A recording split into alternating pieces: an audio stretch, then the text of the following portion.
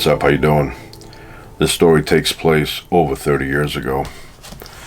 My friend Filiatro back then was looking for work, and he eventually found a job in the wealthy part of town doing something unusual.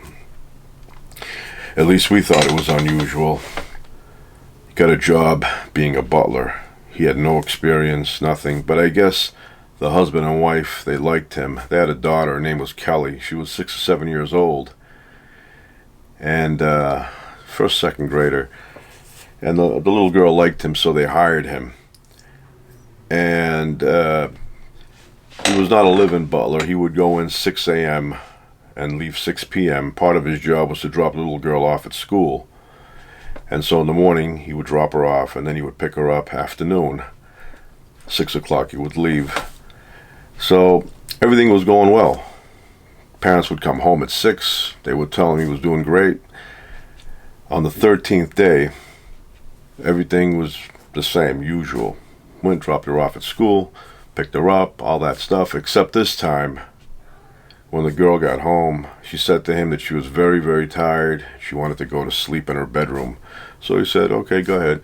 Went in her bedroom, locked the door. Parents came at 6, and then he left. Gets home around 7 o'clock, telephone rings. It's the mother of the girl, and she starts yelling at my friend Filiatro. Doesn't know what's going on. She's just yelling at him. At the end of the conversation, she says, "You're fired, and you're lucky I don't call the police on you." Hangs up the phone. Never got paid for those 2 weeks. And that was it. Nobody knew what happened. He didn't call back. He was scared. So he just said, forget it.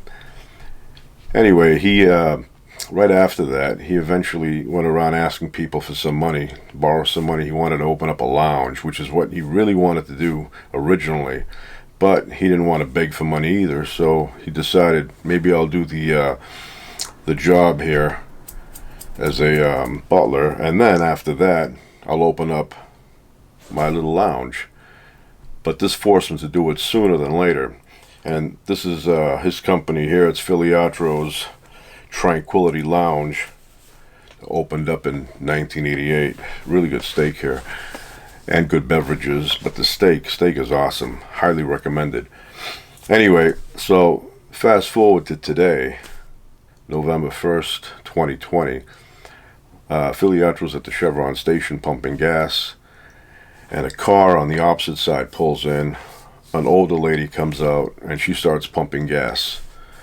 But she's looking at him kind of funny. I mean, you can feel somebody looking at you. And at one point, he hears Filiatro. And he turns and looks at her, and she says, "I thought that was you." And she says to him, "Do you recognize me?" And he says, "No, I don't recognize you." And she says, "Remember a long time ago, you were working as a butler?" And he said, "Yes." She goes, "That was my house. I'm the one that called you up that night and fired you." And she says, "I've been looking for you for a very long time now, and I want to apologize for what had happened. It was a misunderstanding." And he said to her, "I was wondering all these years, what happened? Why did I get fired?"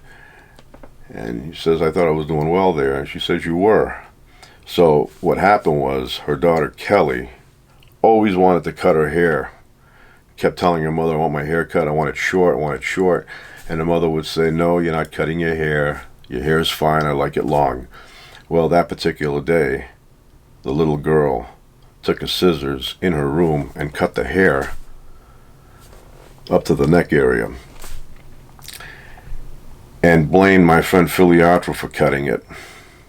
I guess she got scared that she would be in trouble, or she planned it out. You know, that's how stories start like that, you know. You're scared, you say something, slander somebody. Anyway, so 15 years she kept the story that he cut the hair. And the mother would go around telling people that I hired this guy as a butler and he cut my kid's hair. But then on her 21st birthday, she said to her mother and father, "I gotta tell you something, I gotta get it off my chest. You remember that guy you guys hired? The butler, Filiatro, and I blamed him for cutting my hair. He had nothing to do with it. I cut my own hair and blamed him. And so the mother said, we've been looking for you for many years now. We want to apologize. And she was crying, gave him a hug. And she said to him, I'm going to pay you all that money we owe you because we never paid you, plus interest, plus inflation. And he said, you really don't have to do that. And she goes, no, no, no, I want to. And so, you know, he never knew what had happened, but you don't know what people are saying about you behind your back.